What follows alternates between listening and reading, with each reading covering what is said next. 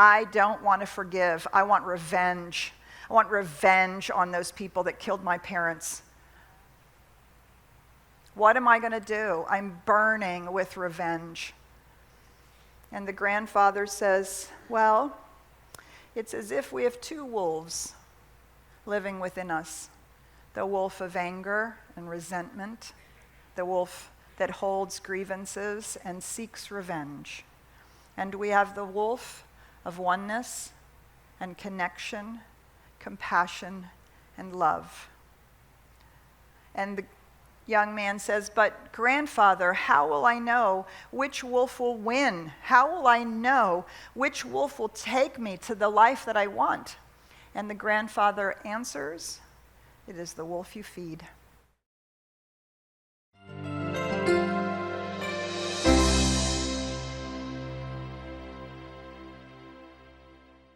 So much of what we're talking about today is, it's a little bit challenging, right? We're talking about be here, be now, not then. We're talking about love and forgiveness. And when we feel like we need forgiveness or we need to forgive, the first thing we do is we're super angry, aren't we? And then we fall to pieces.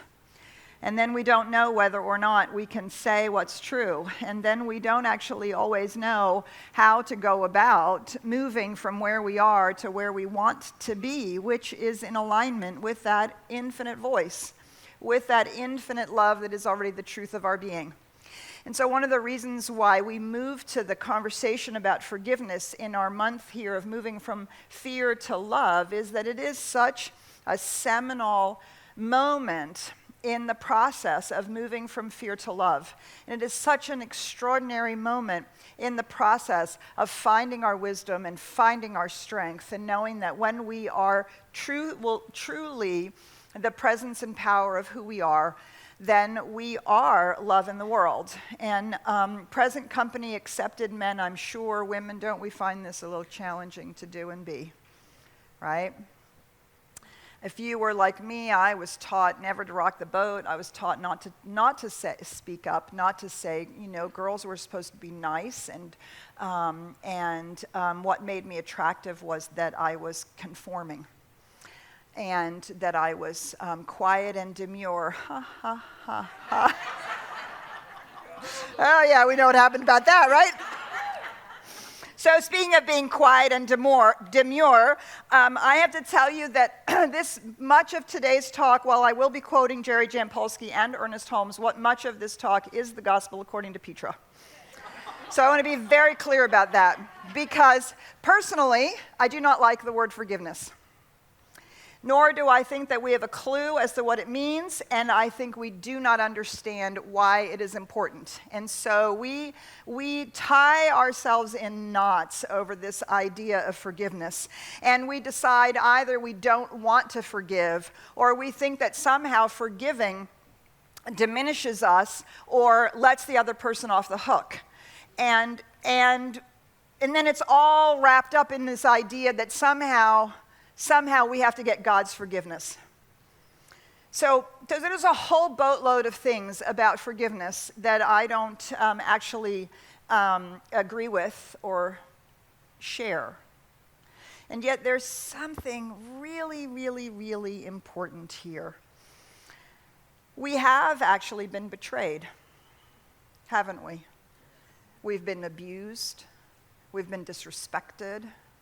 We have lost things, had things taken from us that belong to us. We have had these experiences, haven't we?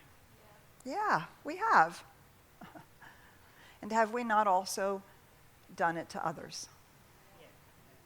We've also betrayed. We've also taken things that are not ours.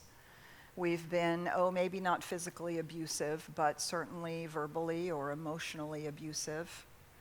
We have been these things, and they weigh heavy on our hearts, and we drag them around as baggage, especially in those moments of trauma from our childhood, from our family, from our culture, from the experiences that we've had. And so what in the world are we going to do with that? As we know from our book, Love is Letting Go of Fear, one of the problems with fear is that it takes the past and it makes it a predictor of the future. That's what fear is. We're afraid it's going to happen again. Whatever it is, or whatever all of those things were, that either they did to us or we did to someone else, fear is our belief that it's going to happen again. And it is the idea that we are predicting our future out of the experience of our past. And so we're told we have to forgive. So one of the problems that I have with forgiveness is I find it arrogant. I find it arrogant and superior. Oh, look how spiritual I am. I'm forgiving you. I'm so spiritual. It just doesn't bother me anymore. Just please don't invade my space. We also, I don't particularly like forgiveness because we are told to forgive and forget. Well, that's nonsense. You're never going to forget. Why would you want to? You don't want to repeat the mistakes of the past, and you certainly don't want to attract that we don't want to attract that in our lives. So forgive and forget, yeah, not so much. I think that it is important to stand witness to experiences that we've had. I think that sometimes we also believe that it's actually too lofty. And we simply abandon the idea of forgiveness because we're just not that lofty and spiritual and pious anyway, so we might as well just give it up because we're never going to be able to do it. And sometimes forgiveness is really rooted in a bargain with God. Well, I want God to forgive me, so I better by God forgive. All right? I don't think any of these are the point. The point is that we have to deal with these betrayals and challenges and abuses, these hurts. We have to deal with them. We have to deal with them within ourselves and the experience we've had with others. Otherwise, they continually recreate themselves over and over and over again in our lives. Thank you, Linda, for that amen. I'm sure you're speaking for a whole boatload of people in the room. Jerry Jampolsky, in our book, Love is Letting Go of Fear, he writes this: forgiveness, as defined here, is different from the way most of us have been trained to understand it. Forgiveness does not mean assuming a position of superiority and putting up with or tolerating behavior in another person that we do not like. Forgiveness means correcting our misperceptions that the other person harmed us. We're going to get into some tough territory here, so just keep breathing. The unforgiving mind, contrasted with the forgiving mind, is confused, afraid, and full of fear. It is certain of the interpretation it places on its perception of others.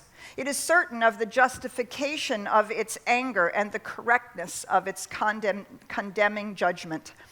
The unforgiving mind rigidly sees the past and future as the same and is resistant to change. It does not want the future to actually be different from the past. The unforgiving mind sees itself as innocent and others as guilty.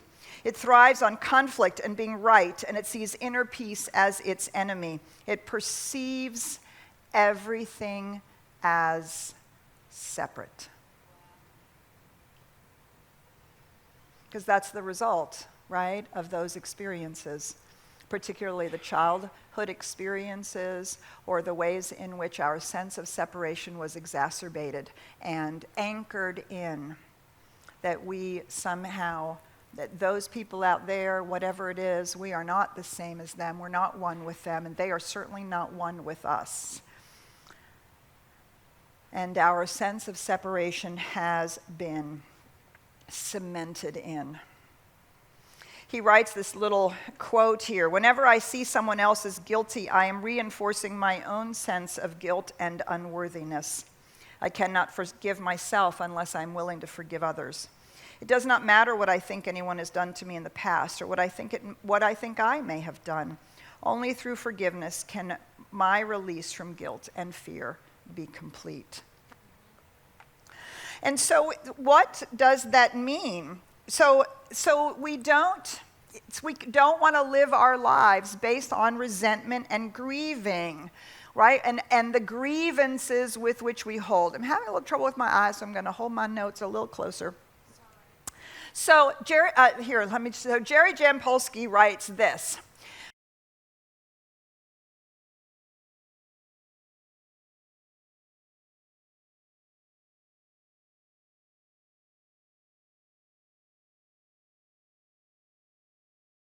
I'm so glad you joined us today.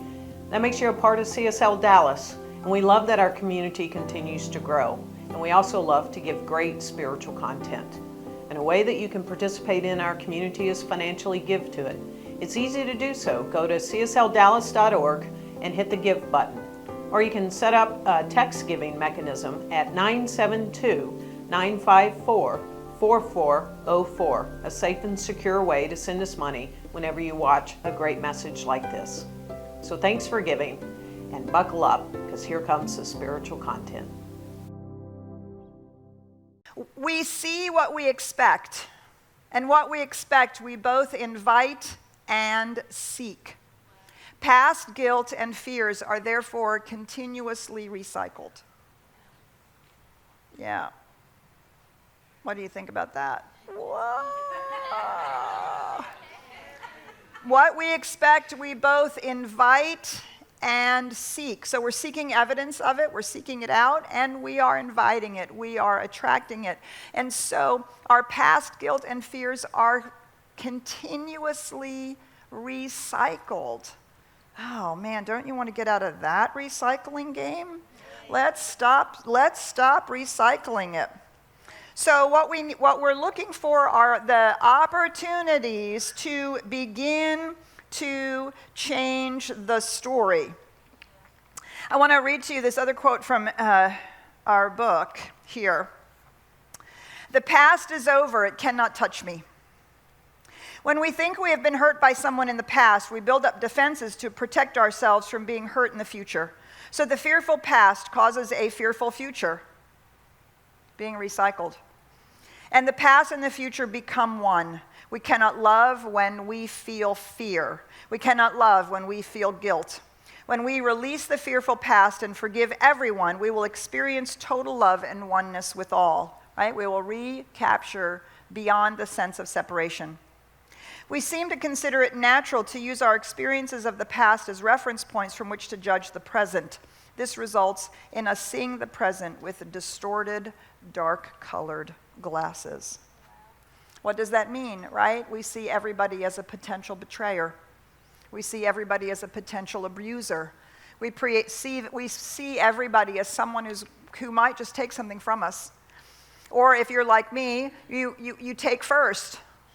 Right? You're not going to take it from me. I'm going to take first. You're not going to break up with me first. You're not going to break up with me. I'm going to break up with you first. Right? All those games that we play, and all of them are our protection mechanisms, and they're all played out of the resentments and grievances that we hold against the people in our past, whether it's way in our past, our parents, other siblings, whether it's in our elementary school or teenage years, college years. We can build these at any point, previous relationships or the current relationship.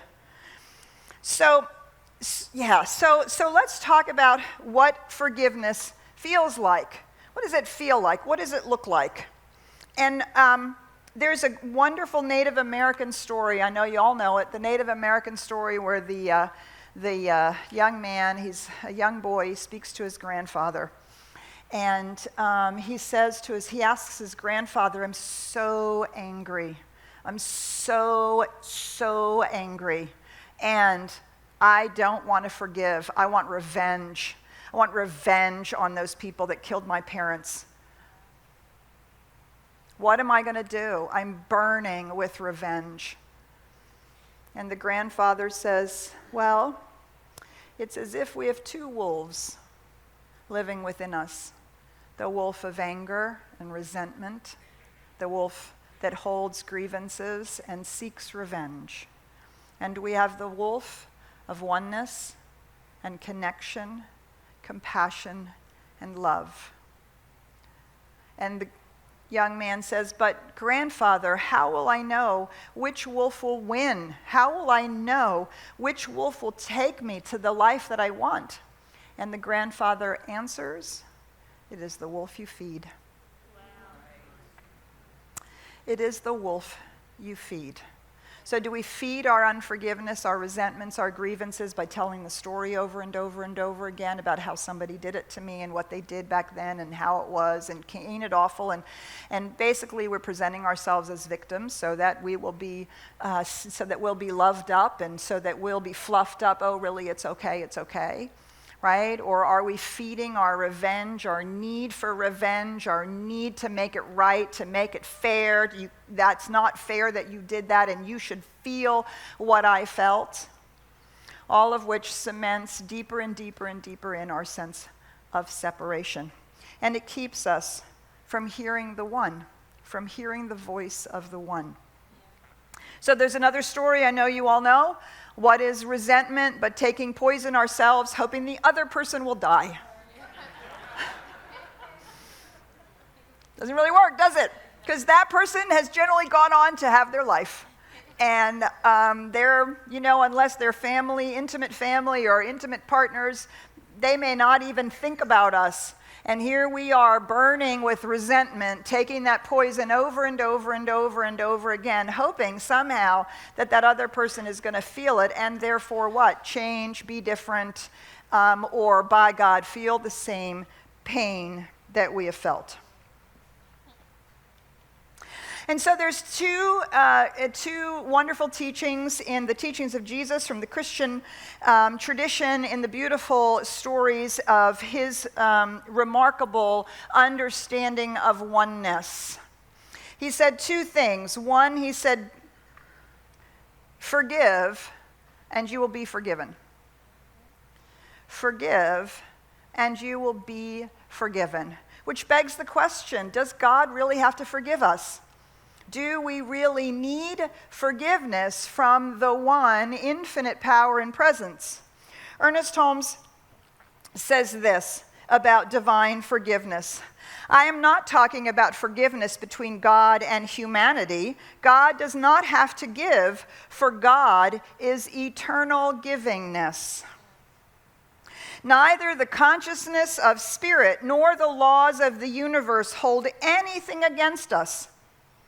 Wherever we turn to them in recognition and acceptance, they immediately flow through us, imparting the divine givingness into our experience. The one voice, the voice of the one, is it not always love? Always. Is it not always giving to us everything that we have ever needed? From the air that we breathe, to that which beats our hearts, to that which draws loved ones to us, to that which is our constant supply. To imagine that an infinite one, an infinite love, an infinite life could hold anything against us is to imagine an impossibility. That infinite love never sees anything but us whole. It is we who draw the veil across that. It is we who do not see ourselves or others as whole. So when it says, be forgiven as you forgive, or as you have forgiven, you will be forgiven, do you see that it's not, oh, I'm going to forgive and then God is going to forgive me. Do you see, it is in forgiving that forgiveness is no longer required. Right? Because we are no longer standing in the way. We're no longer feeding the other wolf. We're no longer taking the poison. And in that moment, wholeness is restored. Our wisdom, our truth, our ability not only to listen to the voice of the one, but to be that voice in the world is restored. Do you see? Separation is healed, our sense of separation. And then ultimately, of course, in the teachings, the question is, well, how many times should we forgive? And the answer is a whole boatload. 70 times 7. 70 times 7. So that means 70 times in 7 days, or that means 7 times in 70 days, or that means 7 weeks in 70 years, right? It means a whole boatload. And the number 7 always means perfect completion. So it means a whole lot until we come to a place of perfect completion. We're going to talk about what that completion is and what that looks like and feels like. But this process is a process. I'm not sure I have ever met anyone or done any work with anyone in a personal spiritual coaching situation or in a class who was able to say, oh, well, I'm just going to forgive that, and truly, deeply walk away. Right? It is a process, and we give ourselves permission to live in the process. Why? Because we know from the universal point of view, we're already whole. We're already loved. We're simply seeking to get back to that and remove the veils that stand between us and that truth. And so that means that we also have to forgive ourselves. Ernest Holmes goes on to say, not only should we forgive others, but we should equally forgive ourselves. Until we release all of our own previous mistakes and failures, pain and suffering, we shall merely be monotonously repeating them today. A great deal of our trouble, both mental and physical, is built on an unconscious sense of rejection and guilt. Okay, monotonously repeating them today is not a whole lot better than they're continuously recycled. Being continuously recycled or monotonously repeating them. You know, really, are we signing up for that? Oh my gosh. I don't know anybody who wants that. None of us want that. We want whole, fresh, bright, beautiful lives that are moving forward in some form or fashion, right? Where more and more love is being poured out and light is being poured in, and there's a sense of joy and a richness to our lives and a fulfillment because we're really showing up as the best that we came here to be. What keeps us from the best that we came here to be is our resentments and grievances against others and our unforgiveness of ourselves. And these two things, I'm sorry to say, are exactly equal. The amount of unforgiveness that we hold towards others is exactly proportionate to the amount of unforgiveness we hold towards ourselves, and vice versa. So if you speak about forgiving others and being really all okay with everybody else, and all you're doing is criticizing yourself, I'm promising you that that's not the case. That is a smokescreen we're telling ourselves. Nor can we truly love and forgive ourselves if we are constantly criticizing, judging, and condemning others. It's impossible. These two things are mirror images of each other. And you can start in either place, right? Sometimes we have to start with forgiving ourselves, doing the work with ourselves. Other times we have to start with doing the work with another. Either place, right? We'll get to it. We'll get to both sides of that equation. So forgiveness. We continue to use the word forgiveness because it's it's our catch-all phrase, just like we use the word God to mean the infinite. It's the catch-all phrase. But I want to throw out everything that we know about forgiveness, or we think we know about forgiveness, or we think we know how to do forgiveness, and I want to think about it in a new way. Maybe we'll even come up with a new word, but for now, we'll use the word forgiveness. So to start out with, there are things that we have to know. And I mean know, not only know intellectually, but know at the core of our being. We have to do the work to embody a new idea. And the first one is we have to know that the story is living out in our lives, not in theirs. Would you like me to repeat that? The story is living out in our minds, not in theirs. It becomes the filter through which we see everything. And that all of that becomes the filter that we're creating our lives with. Those other people, they are merrily going on their way. They're creating their own messes, and that's fine. They can do that. We bless them to create their own messes. But could we stop creating ours? Right? Let's just stop perpetuating the monotonous repetition or recycling of these. Ernest Holmes says this: "It is only when we have completely forgiven others that we can get a clearance in our own minds.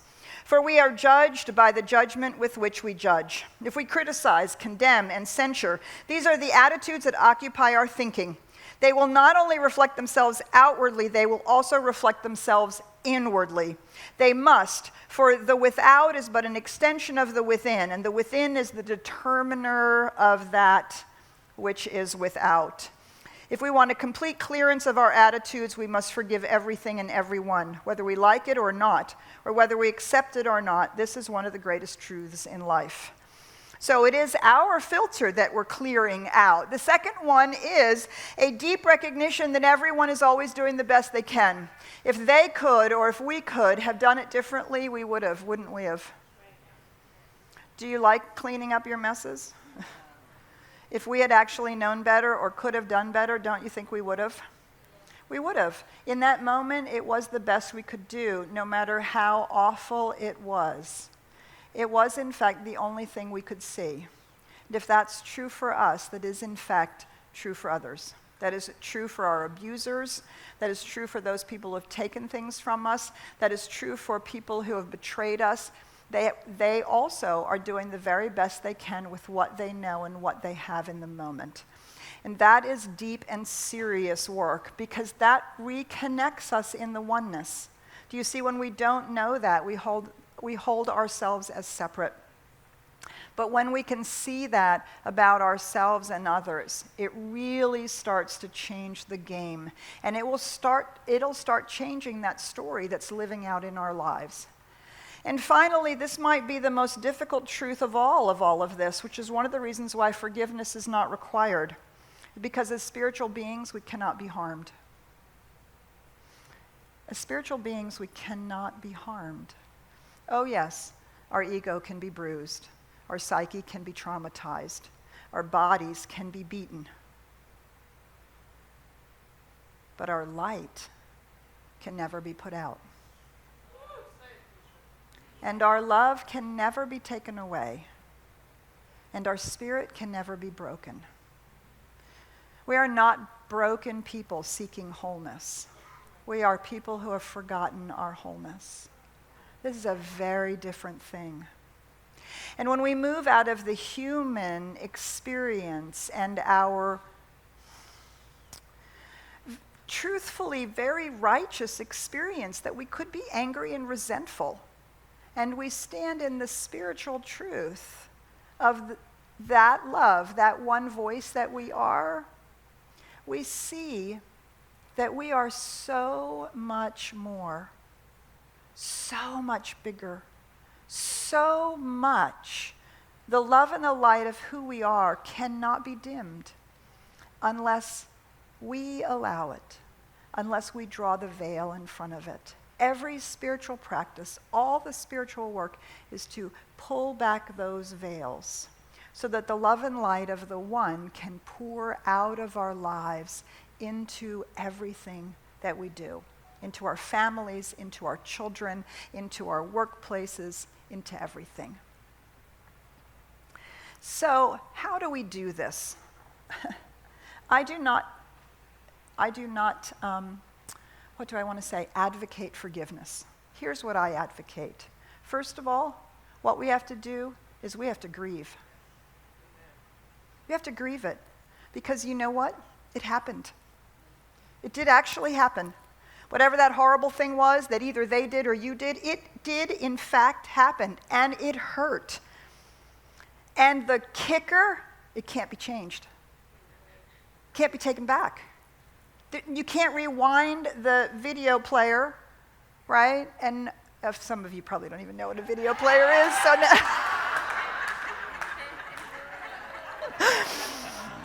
okay. You can't rewind it and write it. You can't. It's there. It's indelibly there. It's already been laid down. And it's over. So we have to give ourselves permission to grieve, to feel the feelings of it, and to find trusted people with whom we can express those feelings. This does not make us or them or the other person bad. We are not bad people. They are not bad people. We are ignorant of the truth of our being. And unfortunately, so are they.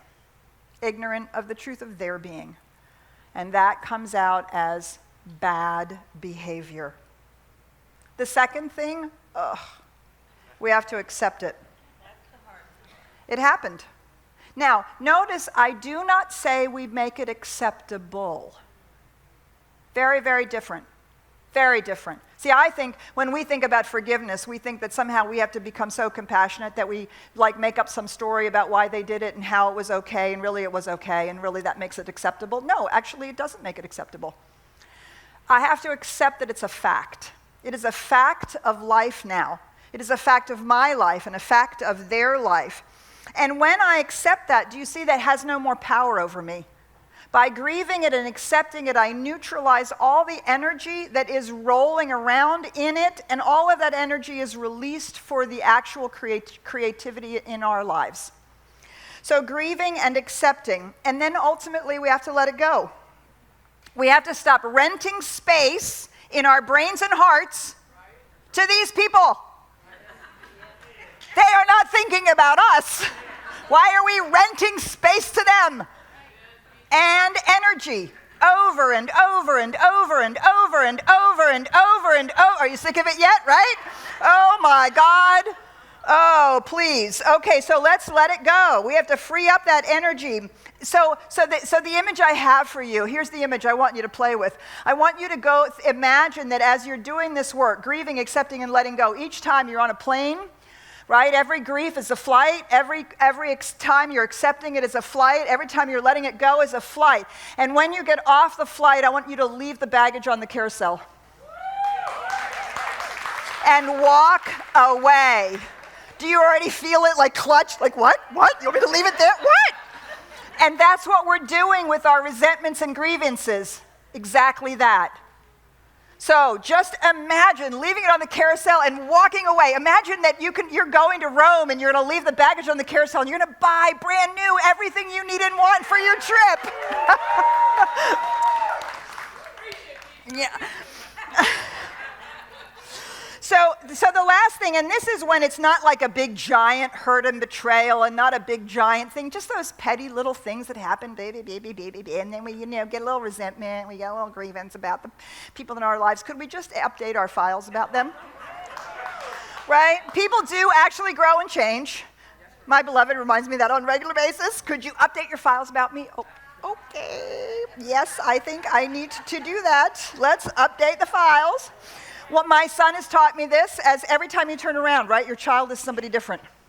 Every 6 months, every year, there's somebody different. Like, who showed up as you? How did you, right? What? And so we learn to update our files. Okay, finally, the very last thing is when we do these things, do you see we're set free? We are set free. We are set free from this chain that is binding us. We are set free. All of our energy is open. All of it is available and present to us. And then, and for me, only then, can I see with compassion the other person and myself.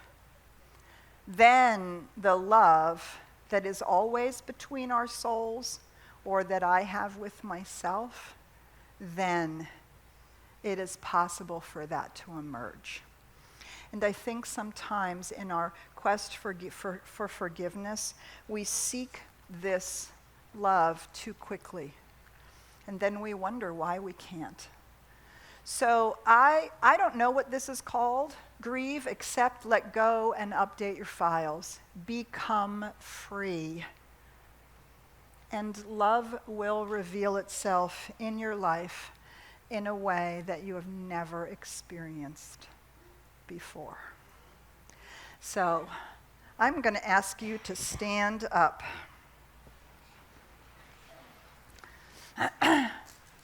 I'm going to ask you to stand up and repeat after me. I accept that forgiveness is a process.